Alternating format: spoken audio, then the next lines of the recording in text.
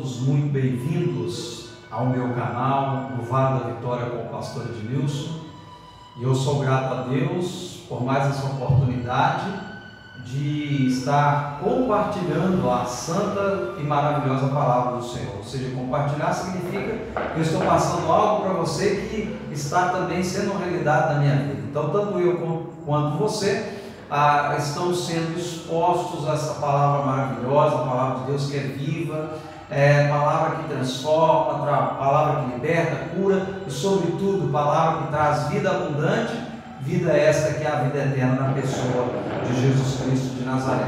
E hoje eu quero exatamente falar de uma maneira tríplice, vamos assim dizer, sobre o propósito e a vontade de Deus para a vida do ser humano. E Jesus, ele vai trazer de forma tríplice este propósito. Portanto, nós veremos o tríplice ministério de Jesus. Nós o veremos como profeta, nós o veremos como sacerdote e ao mesmo tempo também como sacrifício, ligado ao sacerdócio dele. Ele tanto é o sacerdócio como é o sacrifício que veremos. E finalmente veremos o Senhor como rei, Jesus como rei. Nós veremos esse tríplice ministério em Jesus, e nós veremos que Jesus ele é ungido com essa finalidade. Portanto, eu quero ler com vocês Mateus capítulo 1, verso 1, que diz: livro da geração de Jesus Cristo, filho de Davi, filho de Abraão. Livro da geração de Jesus Cristo. Bendito seja o nome do Senhor. O título é o Ministério Tríplice de Jesus. O Ministério Tríplice de Jesus. O significado do termo Cristo, veja bem, Jesus, Cristo. O significado do termo Cristo é ungido. E é a forma grega do equivalente hebraico Messias. Então, o que o Novo Testamento chama de Cristo, o Antigo Testamento chama de Messias. Porque a palavra ungido no Antigo Testamento hebraico, nós sabemos que o texto do Antigo Testamento ele é escrito na sua grandíssima maior parte em hebraico, e lá alguns textos aqui e acolá em aramaico, e o Novo Testamento é escrito em grego, o grego koiné. Portanto, Jesus, ou melhor, Cristo, no Antigo Testamento é chamado de Messias. Então, quando se falava daquele que era ungido no Antigo Testamento, falava-se a palavra Messias. E quando se falava do ungido no Novo Testamento, então a palavra é Cristo. Cristo, hebraico, Cristo, grego, ungido. Messias, hebraico, ungido. Pois bem, isso significa que Jesus foi o quê? Se ele foi ungido, significa que Jesus foi cheio, ou seja, ungido com o Espírito Santo, sem medida, para cumprir um propósito tríplice. Portanto, veremos esse tríplice propósito e os seus significados para nós. A mensagem que eu vou compartilhar com você hoje, de maneira objetiva, resumida, como sempre são nossas mensagens, como eu já expliquei, por causa da proposta dos nossos vídeos e para não ser cansativo a você, então por isso é sempre resumido. Mas essa mensagem é uma mensagem que eu me baseei nos estudos que fiz na Bíblia de Estudo Pentecostal. Então, logo no início do Novo Testamento, é uma Bíblia de estudo, então ela sempre tem notas explicativas, chamadas notas de rodapé. Então, o autor ali ele vai abordar sobre esse tema, e eu aqui estou resumindo aquilo que ele colocou lá. Portanto, se você tem um material, eu sugiro a você que depois vá lá para que você possa aprofundar um pouco mais. E se não tem, está aí uma dica de um material para o seu crescimento e elevo espiritual. Primeiro ponto, ministério profético. Ministério profético significa que Jesus foi ungido como profeta para trazer conhecimento e verdade. Para trazer conhecimento e verdade. E aí então nós poderíamos perguntar: veio trazer conhecimento e verdade sobre quem? Sobre o quê? Sobre Deus, sua palavra e vontade. Então, Jesus como profeta, ele veio revelar a verdade e o conhecimento acerca de Deus e da sua vontade. Nós sabemos toda a história bíblica lá no seu início, Deus cria o homem perfeito, juntamente com a sua mulher, dá para o homem apenas um mandamento, que era não comer da árvore do conhecimento do bem e do mal, e o homem, usando a sua liberdade de escolha, seu livre-arbítrio, ele escolhe desobedecer a Deus, e essa escolha de desobedecer a Deus tem uma consequência. A consequência é essa, que quando Deus o alertou para não comer, Deus o orientou de tal consequência, que seria a morte. A morte, no seu significado original, ela é a separação, né? Separação de Deus, separação da comunhão com Deus, depois da morte física, separação da alma do corpo, e a morte eterna, separação eterna dessa alma e espírito, né? São as duas partes material do homem, é a separação da alma do homem eternamente de Deus. Mas o que Deus faz? Deus ele não desiste desse homem, e a partir daí então Deus estabelece um projeto, um plano, para quê? Para resgatar esse homem. E então o Senhor Jesus, lá os profetas vão apontar para Jesus, e Jesus, na revelação máxima de Deus,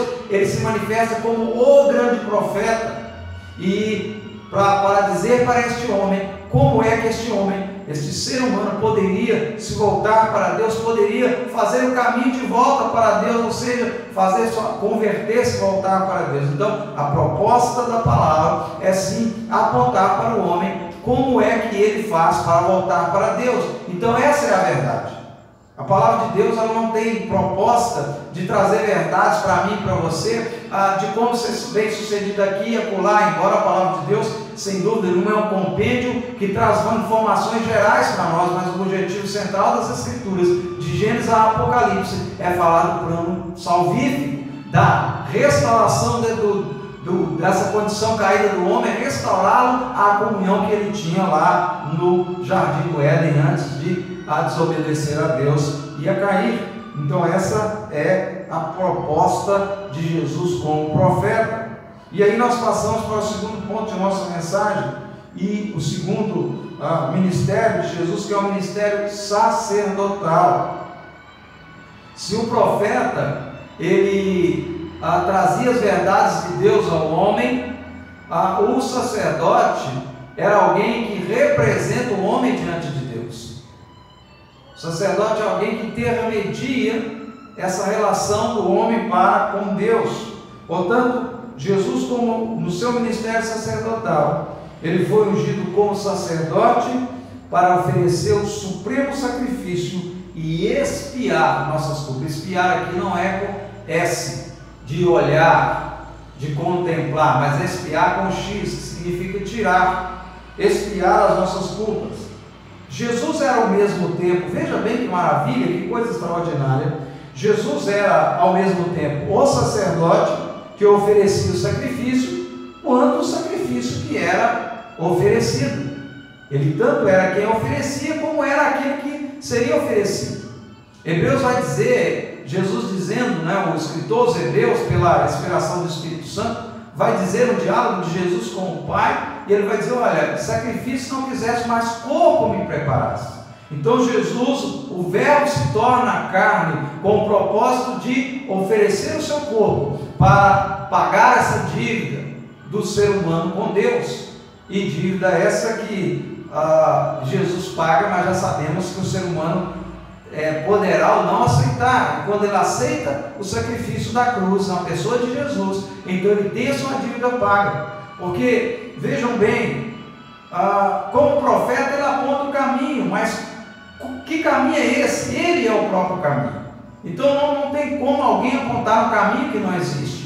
Então o profeta só pode falar de um caminho de volta para Deus, uma vez que existe esse caminho, e o caminho de volta só foi possível na pessoa, e será possível na pessoa de Jesus. Mesmo no Antigo Testamento, como também já falamos em mensagens anteriores, os sacrifícios que haviam, como as ofertas, inclusive o tabernáculo, toda a estrutura do tabernáculo, as peças do tabernáculo, enfim, tudo apontava para Jesus, o sacrifício perfeito. Então Jesus, ele pode fazer esse oferecimento do sacrifício, porque ele é o sacerdote, ao mesmo tempo que ele é o sacrifício. Então por isso há um caminho de volta, meu irmão, minha irmã, você ouvinte que me escuta e me assiste, só existe um caminho de volta, porque Deus preparou esse caminho na pessoa de Jesus. Então aqui ele vem, como sacerdote, ele vem oferecer esse preço, ele vem pagar o preço da dívida que foi contraída pelos nossos primeiros pais e transferida a nós. E nós hoje nos tornamos isentos desta dívida na pessoa de Jesus Cristo. De graça, apenas ao aceitar Jesus, nós então nos tornamos aceitos. O sacerdote que intercede diante de Deus, que intermedia, nós nos tornamos aceitos diante de Deus na pessoa de Jesus. Por quê? Porque ele não só ofereceu o pagamento, pois ele mesmo era o pagamento, ele ofereceu a si mesmo. E aí então nós passamos para o último ponto de nossa mensagem: o ministério real. Foi ungido como rei para governar, guiar e estabelecer o reino de justiça. Portanto, você tem Mateus 6,33, buscar em primeiro lugar o reino de Deus e a sua justiça, e todas as outras coisas nos serão acrescentadas. Não podemos falar de um reino sem um rei. Só existe reino se existir rei. Então muitas pessoas elas querem as benesses do reino de Deus, mas elas não querem sujeitar-se ao reino desse reino, que é o Deus Todo-Poderoso. Então Jesus ele vem manifestar esse reinado. Em Jesus se manifesta o reinado de Deus. Então Jesus ele é um rei, e ele é estabelecido como rei para governar, guiar e estabelecer o reino de justiça, como já dissemos. Então veja isso aqui na conclusão desse terceiro ponto, não conclusão da mensagem no seu geral, mas desse terceiro ponto. Preste muita atenção, veja a relação desse rei com seus súditos, porque um reino tem um rei e um rei tem seus súditos. Nós somos súditos do Senhor, somos seus servos.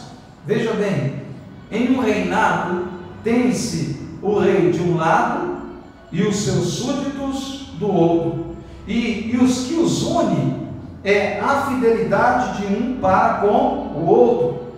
Os súditos devem ao rei plena e inquestionável obediência, e o rei, por sua vez, supre todas as necessidades de seus súditos. Então essa é a relação. Então nós somos, nos anunciada a verdade de Deus através do reinado do Senhor, do ministério do Senhor como profeta. Nos dado a comunhão com Deus através desse caminho, que é o próprio Jesus, que é tanto o sacerdote como o sacrifício.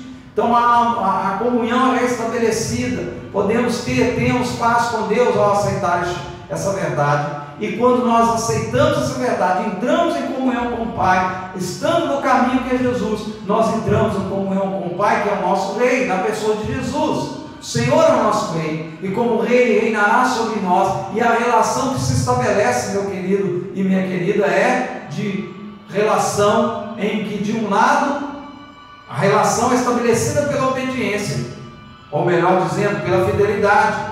E na fidelidade está o ser humano de um lado, que passa a pertencer ao reino de Deus, ser súdito desse reino, ser servo do Senhor. Ele passa a ter o compromisso de obedecer de forma inquestionável ao Senhor. E por outro lado, o Senhor garante cuidar desse ser humano na totalidade, na plenitude. Então, que maravilha! Bendito seja o santo nome do Senhor. E nós concluímos dizendo que Jesus, como profeta, nos mostra o caminho. Como sacerdote e sacrifício, nos dá condição de andar neste caminho. E como rei, já reina sobre nós, não reinará, mas já reina sobre nós, que estamos andando no caminho, que é Jesus. Como reinará nos céus por toda a eternidade. Então ele já reina agora, como ele reinará na eternidade. Portanto, se o Senhor não é rei agora na vida de alguém, então não pode se esperar que ele reinará sobre a vida deste alguém na eternidade, que este alguém estará com ele na eternidade. Querido Deus e amado Pai, Senhor, é no santo e bendito nome de Jesus que eu me dirijo ao Senhor, ó Pai querido, em prol dessas pessoas que me assistem e me ouvem, pedindo ao Senhor Deus Todo-Poderoso que, ó Deus, haja sim compreensão do ministério tríplice de Jesus, entendimento de que Jesus não só apontou o caminho, ó Deus, não só nos chamou para nos voltar para este caminho, como Ele diz: eu sou este caminho, e uma vez estando neste caminho, nos tornamos súditos do reino de Deus, e portanto o Senhor, através do Espírito Santo, mediante a obra de Jesus, passa a reinar sobre nós. Por isso, Pai, que aquele que ainda, Senhor, não se voltou para essa verdade, não se voltou para o Senhor, eu oro para que se volte. E a este Pai, que é membro do corpo de Cristo, que faz parte do reino de Deus, que essa pessoa, ó Pai, se está fraco, seja fortalecido no santo e bendito nome de Jesus. E oro também pedindo que o Senhor traga cura, traga libertação, traga restauração, que o Senhor abra portas no nome de Jesus, que toda e qualquer intenção do adversário seja total e completamente anulada, frustrada para o louvor da sua glória, mas que a vontade do Senhor ache lugar para se manifestar de forma, ó Pai querido, livre na vida dessa pessoa. Assim eu oro agradecido em nome de Jesus. Quero pedir a você que não é inscrito no nosso canal, que faça a gentileza de se inscrever no canal. Você que tem visualizado o canal, mas não apenas visualize, mas visualize, dê o seu joinha, né? Faça comentários no vídeo e finalmente, né, se inscreva se ainda não é inscrito, acione o sininho das notificações para que o YouTube possa sempre te informar quando tiver novos vídeos postados. Que Deus em Cristo continue te abençoando rica e abundantemente.